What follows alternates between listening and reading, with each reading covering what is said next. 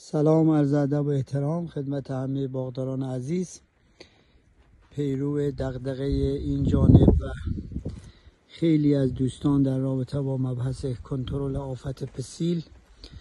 خب باز هم در انجام بازدیدی که داشتم از باغات تحت نظارت که مشاهده می‌فرمایید، فاصله یک خیابان متاسفانه همسایه وضعیت باغش به این نحو، این میزان شکر ریخته شده بر روی درخت و این هم وضعیت پسیل بر روی برگ ها.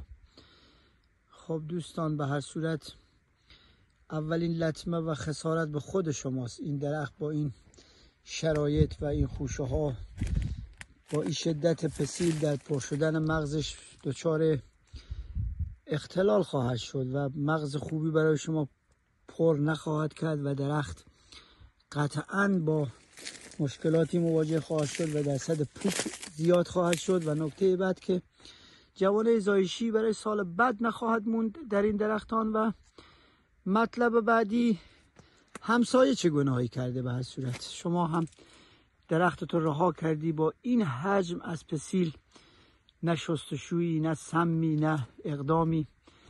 تو رو خدا به فکر مردم، به فکر دیگران هم باشید. وضعیت پسیل رو مشاهده بفرمایید، مشاهده کنید. کدوم برگو براتون بگیرم که پر از پسیل نباشد؟ تو رو خدا به فکر مردم باشید.